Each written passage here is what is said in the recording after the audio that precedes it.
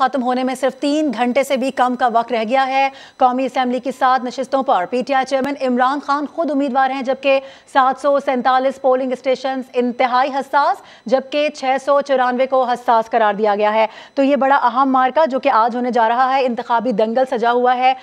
इस पर हम बात कर लेते हैं। हमारे साथ मौजूद होंगे तारिक आफाक साहब, ब्यूरो चीफ पेशावर हैं आप। इसके अलावा जुबैर अंजुम कराची से हमारा साथ देंगे। यानी कि तमाम ब्यूरो चीफ्स को हमने दावत दी है और हमने सोचा है कि आज जरा इस हवाले से उनसे बात की जाए। तो आमिर इकबाल भी साथ हैं और खुर्रम शहजाद भी फैसलाबाद। सबसे पहले बात कर लेते हैं, जुबैर अंजुम हमारे साथ स्टूडियो में मौजूद हैं। ये खुशनसीबी हमारी। जुबैर साहब, जिस तरह से हम ये देखते हैं कि बाई इलेक्शन में, ज़िमनी इलेक्शन में टर्न आउट कम रहता है, लेकिन कहा यह जा रहा है कि इस ज़िमनी इलेक्शन में टर्न आउट ज़्यादा होगा, क्या कहते हैं आप? नहीं, बिल्कुल ठीक बात की है आपने कि आमतौर पर जितने भी ज़िमनी इलेक्शन हुए हैं 2018 के बाद सब जगह 10 से 15% तक का टर्न आउट रहा है। लेकिन इमरान खान के ख़ुद मैदान में उतरने की वजह से लोगों की दिलचस्पी और बहुत ज़्यादा बढ़ गई है, इनके सपोर्टर्स की भी और उनके जो मुखालफिन हैं उनकी भी। तो इसमें ये तवक्को यही की जा रही है, क्योंकि सुबह तक जो है टर्न आउट कम था कराची में इतवार के दिन जिस तरह से लोग उठते हैं, लेकिन 11:30, 12 और 1 बजे के बाद जो है उनकी तादाद बढ़ रही है। और अब तक मेरा अंदाज़ा यही है कि इसका टर्न आउट जो है 20% से तो यकीनन ज़्यादा होगा दोनों हलकों के अंदर। अच्छा, हलकों की अगर मैं आपको सूरत हाल बताऊँ तो 2 हलके हैं। एक है 239 जो कि अकरम चीमा साहब 2018 में बहुत चंद सौ वोटों से जीते थे। इसके बारे में जो PTI के लोग हैं वो क्लेम कर रहे हैं कि वो बहुत कंफर्टेबल हैं और आसानी से जीत जाएंगे, और जो मुकाबला है वो सिर्फ दूसरे नंबर के उम्मीदवार के लिए 239 के अंदर होगा। इसी तरह 237 के अंदर पीपल्स पार्टी के जो लीडर्स हैं जिनसे हमारी बात हुई है वो बहुत कंफर्टेबल हैं और वो कह रहे हैं कि वो बहुत आसानी से निकाल लेंगे। लेकिन उसके साथ साथ PTI के लोग ये क्लेम कर रहे हैं कि कुछ जो अर्बन पॉपुलेशन के जो हब्स हैं, जैसे मलिर कैंट है और मलिर सिटी के इस इलाके हैं, या कुछ कैदाबाद की जो पश्तून पॉपुलेशन वाले इलाके हैं, कह रहे हैं कि यार वहाँ पे टर्न आउट ज़्यादा रहता है। तो उनका दावा यह है कि वो इस टेबल को टर्न कर सकते हैं 237 के अंदर भी। लेकिन पीपल्स पार्टी वाले जो है वो बहुत कंफर्टेबल ये कह रहे हैं। कोई नाखुशगवार वाक़या पेश नहीं आया सिवाय एक के मलिर सिटी, मलिर 15 के जो बकरा पीर रोड है, वहाँ पर PTI कराची डिवीज़न के अंदर बिलाल गफ़ार के ऊपर हमला हुआ है। और उनका दावा यह है कि जो MNA के उम्मीदवार हैं पीपल्स पार्टी के अब्दुल हकीम बलोच, उनके बेटे ने यह कराया है। उनका मौक़िफ़ अभी आना बाकी है, लेकिन ये है ओवरऑल सूरत हाल।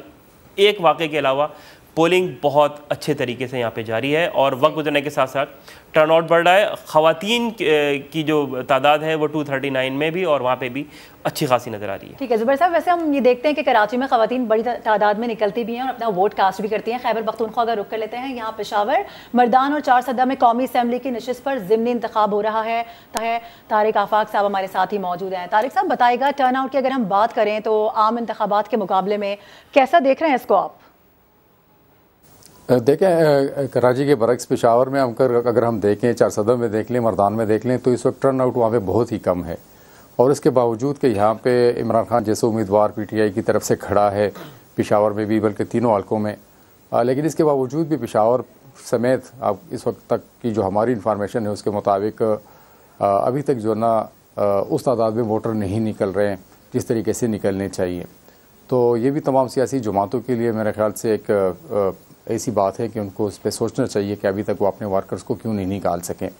लेकिन अगर हम बात करें इस वक्त जो टर्न आउट है वो इंतहाई कम है, लेकिन पेशावर में जो ना लग रहा है कि यहाँ पे इमरान खान को गुलाम अहमद बिलौर पे यानी उसका पल्ला भारी है और वो उनके जो वर्कर है, जो उनके कारकुन हैं, वो ज़्यादा मुतहरिक नज़र आ रहे हैं यहाँ पे। लेकिन इसके बरक्स अगर हम देखें मर्दान में और 4 सदा में, तो फिर वहाँ पे JUI के उम्मीदवार बहुत वर्कर जो है ज़्यादा मुतहरिक नज़र आ रहे हैं मर्दान में, और 4 सदा में अवामी नेशनल पार्टी के वर्कर है वो ज़्यादा मुतहरिक हैं और उनकी कोशिश है कि वो अपने वोटर्स को निकालें। और यहाँ वहाँ पे दोनों जगहों पे हम कह सकते हैं कि एमल वली को भी उन पे जो ना सबकत हासिल है, और मौलाना मोहम्मद कासम जो है मर्दान में जो लड़ रहे हैं, तो उनके जो कैंप्स हैं वहाँ पर भी इस वक्त हलचल ज़्यादा नज़र आ रही है। और चूँकि वो ऐसी शख्सियत है कि उनका अपना ज़ाती वोट बैंक भी है, इसके अलावा वहाँ पे JUI का वोट बैंक भी बहुत बड़ा है, और चूँकि वो PDM तमाम इत्तेहादी जमातों के उम्मीदवार हैं, तो वहाँ पे इससे पहले जो नून लीग के जो रहनुमा है जमशेद मोहम्मद साहब, वो इससे पहले उन्होंने इलेक्शन लड़ा तो तकरीबन 36,000 वोट उन्होंने हासिल किए थे। तो वो वाला वोट भी अगर मौलाना कासिम साहब को मिल जाता है तो फिर वहाँ पे उनके जीतने के इम्कान ज़्यादा नज़र आएंगे इमरान खान के मुकाबले में। और यही सूरत हाल जो है ना 4 सदे में भी है। लेकिन पेशावर में यह है कि पेशावर में चूँकि वो तस्वर करते हैं कि ये PTI का गढ़ है, तो यहाँ पे PTI के जो वर्कर हैं, जो कारकुन हैं, वो ज़्यादा मुतहरिक नज़र आते हैं। लेकिन मुकाबला PDM के मुश्तरका उम्मीदवार मौलाना कासिम ने इल्ज़ाम लगाया कि खैबर पख्तूनख्वा हुकूमत इंतखाबी अमल में रुकावट बन रही है, जबकि पेशावर में PTI कारकुन लड़ाई झगड़े कर रहे हैं। तो ये सारी सूरत हाल को कैसे देखा जा रहा है? देखिए यही तो है, यहाँ पे चूँकि सूबाई हुकूमत भी उनकी अपनी है, यहाँ पे जो सिविल एडमिनिस्ट्रेशन है उनकी तायद भी यकीनन PTI को हासिल है। जैसे पेशावर में अगर हम देखें, जो पेशावर डिवीज़न जिसमें 4 सदा के इलाका भी आता है, और उस पेशावर डिवीज़न के जो कमिश्नर हैं रियाज महसूद साहब, उनका ताल्लुक, उनके वालिद साहब का ताल्लुक जो है सेनेटर दोस्त मोहम्मद खान के ताल्लुक है उससे, PTI से। पाकिस्तान तहरीक इंसाफ के टिकट पे वो सेनेट के रुकन मुंतखब हुए हैं और उनके बेटे पेशावर में कमिश्नर हैं। तो आप इससे अंदाज़ा लगा लें कि जब एक कमिश्नर के मातहत 2 हलकों में इलेक्शन हो रहा हो, तो वहाँ पे जो ना सिविल एडमिनिस्ट्रेशन, और इस हवाले से जो हमारी इन्फॉर्मेशन वो ये भी थी कि कल एक आला सतही मीटिंग भी हुई थी, और उस मीटिंग में भी जो ना इन तमाम उस पर पहलुओं पर उनका जायज़ा भी लिया गया, उस पर गौर भी किया गया। और अब जो इस वक्त इल्ज़ामात लग रहे हैं, जैसे अलहाज ये गुलाम अहमद बिलोर साहब की तरफ से इल्ज़ाम लग रहे हैं, वहाँ पे मौलाना मोहम्मद कासिम साहब जो ना इल्ज़ाम लगा रहे हैं कि वहाँ पे जो सिविल एडमिनिस्ट्रेशन है या मुकामी एडमिनिस्ट्रेशन है वो मदद कर रही है तहरीक इंसाफ की। सही। तो यहाँ पे जो ना ये अगर इस किस्म के इल्ज़ामात में हकीकत है तो फिर तो ये होगा कि फिर तीनों हलकों से इमरान खान के जीतने के ज़्यादा इम्कानात होंगे। और यही सूरत हाल जो ना यहाँ पे जो बल्दियाती इलेक्शन हुआ था, तो उसके दूसरे मरहले में भी यही सूरत हाल थी। पहले मरहले में हमने देख लिया था कि JUI जो ना वो काफ़ी सबकत ले गई थी, और वो एक प्रोमिनेंट जो ना जुमात थी जो पूरे सूबे में उभर कर सामने आई थी। लेकिन दूसरा मरहला जब हुआ था, तो उस दूसरे मरहले में फिर यहाँ पे सरकारी जो वसाइल है उनका भी इस्तेमाल हुआ। वज़ीर आला ने बहुत ज़्यादा फ़ंड्स दिए, तरक्याती फ़ंड्स, चूँकि वो इलेक्शन था हज़ारा डिवीज़न में और वो था मलकट डिवीज़न में। तो फिर वहाँ पे सूरत हाल जो है ना पहले मरहले के बरक्स बिल्कुल वो PTI के हक़ में थे, और उसमें ये भी कहा जा रहा था कि उसमें सरकारी वसाइल इस्तेमाल हुए थे, PTI के हक़ में थी, कुछ उनके हक़ में नहीं थी। हमारे साथ ही मौजूद रहेगा, मुल्तान का रुख करेंगे, आमिर इकबाल साहब हमारे साथ हैं। आमिर साहब, मुल्तान पर बड़ी गहरी नज़र है लोगों की कि बड़ा इंपॉर्टेंट हल्का है ये NA 157, जहाँ पर शाह महमूद कुरैशी की बेटी मेहरबानो कुरैशी हैं। इसके अलावा साथ साथ साबिक वज़ीर आज़म यूसुफ रज़ा गिलानी के साहबजादे अली मूसा गिलानी हैं। ये दोनों आमने सामने हैं, तगड़ा मुकाबला है, क्या समझते हैं आप? बिल्कुल, ये दोनों मखदूम खानदानों के दरमियान एक तगड़ा मुकाबला है, और दोनों की इसमें अगर बात की जाए तो दोनों जातियात पे आए हुए हैं। तो दोनों की अब दूसरी नस्ल एक दूसरे के मद्दे मुकाबल है। मखदूम शाह महमूद की जो साहबजादी हैं मेहरबानो, वो भी बड़ी उन्होंने भरपूर कैंपेन चलाई है। सैयद अली मूसा गिलानी वो भी 2012 से गो के वो इस हल्के में आए हैं। तो जब मखदूम शाह महमूद कुरैशी ने पाकिस्तान पीपल्स पार्टी को छोड़ा था, उसके बाद वो ज़मीनी इंतखाब में यहाँ से उन्होंने जीता था, तो उन्होंने उनका भी काफ़ी जोर है। और अली मूसा की एक बात बहुत जो हमने देखी है इन 2012 से लेकर अब तक, इस NA 157 जो पहले NA 148 हुआ करता था, तो वो हर किसी की शादी खुशी गमी पे वहाँ पर नजर आते हैं। हमारे इन इलाकों में सियासत जो है वो ज्यादातर तरक्याती कामों की निस्बत लोगों की गमी खुशी और में जो कैंडिडेट नजर आता है तो उसकी ज्यादा वहां पर उसको पजीराई मिलती है। गो के मखदूम शाह महमूद कुरैशी और जैन भी नजर आते हैं, लेकिन अली मूसा गिलानी 2012 के बाद यहाँ पर बहुत ज्यादा नजर आए हैं। अगर बात की जाए तो दोनों का एक तगड़ा मुकाबला है। इस हल्के में PP 218 भी लगता है, PP 219 भी लगता है, PP 217 जहाँ से जैन सुबह मेंबर मुंतखब हुए थे उसकी कुछ यूनियन कौंसिलें भी लगती हैं। PP 211 की भी कुछ यूनियन कौंसिलें, 3 एक यूनियन कौंसिलें लगती हैं।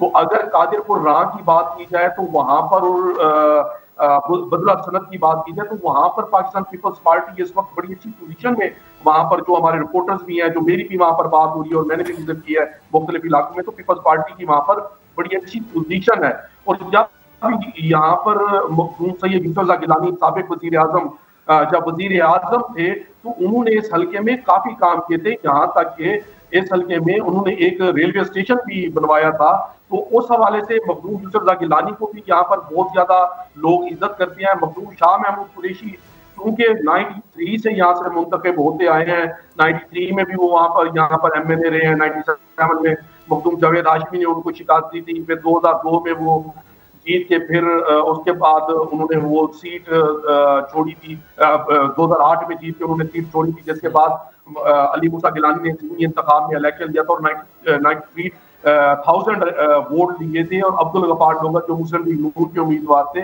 वो उनके बदले मुकाबिल के उन्होंने 42,000 वोट लिए थे। और इस तरह 2018 में भी अली मूसा गिलानी ने यहाँ से 70,000 वोट लिए हैं। मखदूम जैन कुरैशी जो PTI की टिकट पर यहाँ से इलेक्शन उन्होंने कंटेस्ट किया तो उन्होंने 77,000 वोट लिए, जबकि अगर गफ्फार डोगर की बात की जाए तो उन्होंने 62,000 वोट लिए। अगर PDM सपोर्ट करती है अली मूसा गिलानी को, जो कि उन्होंने कोशिश की है, नजर भी आ रही है, अगर सिंसियर तौर पर PP 217 वाला हाल नहीं करती, क्योंकि वहां पर PDM के कुछ लोग उन्हें अगर वो सपोर्ट करते ना जीत सकते। बिल्कुल, दोनों पार्टी में बहुत कांटे का मुकाबला हो सकता है, क्योंकि पाकिस्तान पीपल्स पार्टी की यहाँ पर पहले से बहुत खिदमात मौजूद हैं और PTI भी यहाँ पर स्ट्रॉन्ग पोजीशन में नजर आ रही है। फैसलाबाद का रुख कर देते हैं। खुर्रम शहजाद साहब, फैसलाबाद में सूरत हाल क्या बनती नजर आ रही है? क्या यहाँ पर शेर की जो पुकार है वो 5 बजे के बाद यकीनी होती नजर आएगी? जी बिल्कुल, सूरत हाल तो जो है वो बिल्कुल मुख्तलिफ नज़र आ रही है। जो 2018 के इलेक्शन में फ़रख हबीब जो है वो यहाँ से कामयाब हुए थे पाकिस्तान तहरीक इंसाफ से, तो उसके बाद सिचुएशन ये हुई कि फ़रख हबीब जो है वो ज़्यादातर जो है वो इस्लामाबाद और बनी गाला के चक्कर काटते रहे। तो फैसलाबाद के लोग जो इसके हल्के के लोग हैं उनके ऊपर वो कोई तवज्जो ना दे सके, तो ये गिला जो है वो पूरी कंपेन में जो है वो उनको नज़र आता रहा है। लोगों की तरफ से ये बातें जो है वो सामने आते रही। हमने अपने तौर पे भी सर्वे किए तो फ़रख हबीब से ख़ास तौर पे लोग जो हैं वो इस बात से नाला थे कि फ़रख हबीब जो है वो हल्के में नज़र नहीं आया। तो इसी वजह से ये भी देखने में आया कि बाकायदा तौर पर इस हल्के के ऊपर जो है वो PTI ने मुकम्मल फोकस किया है।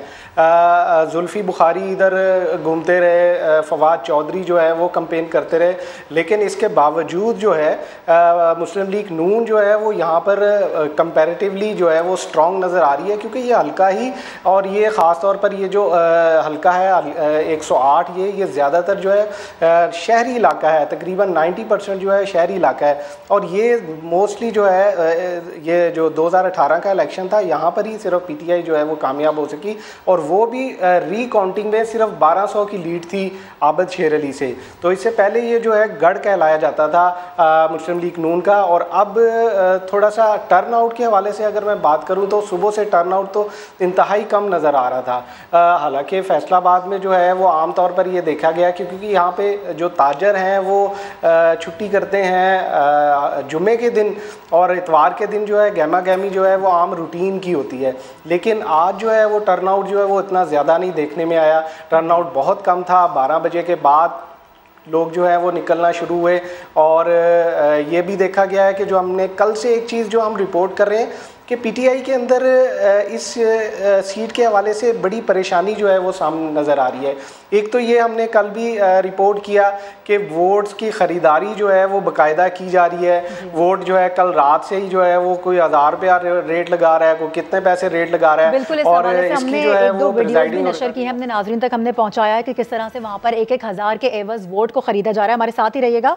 इस्लामाबाद से हमें खालिद अजीम साहब भी ज्वाइन कर चुके हैं। खालिद साहब, अब यकीनी तौर पर टर्नआउट के हवाले से बात हो गई है, और जिस तरह से हम बात कर रहे हैं कि आज की सूरत हाल पर आपसे मैं जानना ये चाहूँगी कि एक उम्मीदवार के लिए कितना ज़रूरी होता है कैंपेन प्रॉपर तरीके से चलाना, और अगर वो सीट जीत जाए तो उसके बाद उस हल्के के लिए, उस हल्के के लोगों के लिए काम करना। क्योंकि फ़ारूक हबीब की अगर हम बात करें, जो ये हल्का भी बता रहे थे फैसलाबाद का, वहाँ पर लोग अलग से उसके कुछ माहिरीन ऐसे होते हैं जो जानते हैं कि आवाम की नब्ज़ जो है वो उस पर हाथ कैसे रखा जा सकता है, तो उसके मुताबिक वो अपनी कैंपेन चलाते हैं। और ये वाकई सही है कि बाज़ औक़ात जो है वो आपकी खाली अवेलेबिलिटी जो है वो बाकी किसी भी आपका जो कारनामा है उससे ज़्यादा इम्पॉर्टेंट होती है। और लोग जो जब आपसे कांस्टेंट आप लोगों के साथ इन टच रहते हैं तो लोग भी उसका जवाब जो है उसी अंदाज में देते हैं। और पर्टिकुलरली पंजाब के अंदर तो ये चीज़ जो है वो बहुत मैटर करती है कि कौन शख्स जो है वो उनकी खुशी गमी में बराबर का शरीक रहा है। फरह हबीब साहब की यहाँ पे मसरूफियात कुछ ज़्यादा थी, कुछ उन्होंने ख़ुद अडाप्ट कर ली और वो नेशनल लीडर बनने के चक्कर में, और चूँकि मीडिया पे कवरेज खासी मिलती थी इसलिए वो ज़्यादातर यहाँ मसरूफ़ रहे, कभी इलेक्शन कमीशन में और कभी जलसों में, और उसके बाद फिर जब उनको वजारत दे दी गई तो एक मसरूफियत उनकी ये भी थी। इस हल्के की जिसकी बात खुर्रम शहजाद साहब कर रहे हैं, पर्टिकुलरली हमें एक बात को जो वो ज़हन में रखना चाहिए कि इससे पहले यहाँ पे मुस्लिम लीग नून के अंदर ही मौजूद जो दो राइवल्स हैं वो यहाँ पे आप आपस में मुतारिफ थे, यानी चौधरी आबिद शेर अली और उनके साथ राना सनाउल्लाह जो हैं वो उनका आपस में अच्छा खासा जो है वो चपकलश, ऐसी चपकलिश है जो कोई मीडिया के ऊपर भी आ जाती है, तो वो भी एक बहुत बड़ा फैक्टर था। इसके बावजूद फरह हबीब साहब की कामयाबी जो है वो 1200-1300 वोट की थी और वो भी बहुत लेट उसकी अनाउंसमेंट हुई जिसमें बहुत से शुकुर शुबात भी उठाए गए। बिल्कुल खालिद अजीम साहब,